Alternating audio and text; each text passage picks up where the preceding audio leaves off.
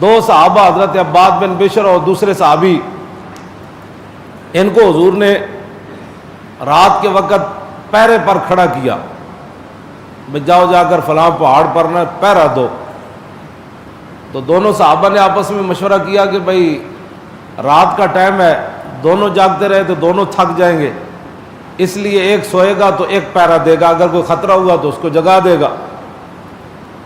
عباد بن بشر کہتے ہیں کہ وہ دوسرے صحابی، میں تو سو گیا، انہوں نے نماز کی نیت باندھ لی اور قرآن پڑھنا شروع۔ میں ان لوگوں کے لیے بات کر رہا ہوں جو تراویح پڑھتے ہوئے بھی ایسے ایسے کرتے ہیں، اور جو 4 تراویح کے بعد دیکھتے ہیں اچھا 5 بجے جی 10 منٹ ہوئے، اچھا 4 تراویح ہوئی، جے قرآن وال دل ہوئے نا، قرآن وال تو رات بھی گزر جائے سمجھے گا جی ہوں کھڑے ہوئے مولانا صاحب۔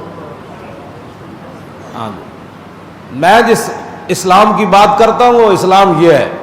عباد بن بشر کہتے ہیں وہ صحابی کھڑے ہو گئے، انہوں نے کہا کہ میں بھی اگر بیٹھا رہا تو نیند آ جائے گی، انہوں نے قرآن شروع کیا، قرآن پڑھتے پڑھتے پڑھتے کافی رات گزر گئی۔ کافر آئے، انہوں نے چھپ کر اس صحابی کو تیر مارا، وہ صحابی نے تیر ایسے نکال کر قرآن پھر شروع کر دیا، پھر انہوں نے دوسرا تیر مارا، پھر وہ صحابی نے نکال کر ایسے کر دیا، پھر اس نے کہا یہ تو کوئی پتھر ہے، بندہ تو ہے نہیں۔ اس نے پھر تیسرا جب تیر مارا تو صحابی کہتے ہیں میری بس ہو گئی، تو میں نے جلدی جلدی رکعت مکمل کر کے سلام پھیر کر عباد بن بشر کہتے ہیں مجھے جگایا، تو کہتے ہیں عباد بن بشر کہتے ہیں میں نے دیکھا وہ خون سے لت پت ہے اور قریب المر گئے، تو میں نے کہا آپ کو کیا ہوا؟ کہا کہ مجھے انہوں نے تیر مارا ہے۔ تو کہا کہ جب پہلا لگا تھا تو آپ نے نماز توڑ دینی تھی۔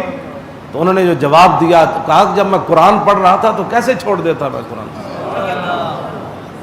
میں جس اسلام کی باتیں کرتا ہوں وہ یہ اسلام ہے، جس اسلام کے لیے ایک آدمی 8-20 تراویح بھی نہ پڑھ سکے، اس کو کیا پتا کہ وہ صحابی 3 تیر کھا کر شہید تو ہو گئے لیکن قرآن پڑھتے ہوئے قرآن کو نہیں چھوڑا۔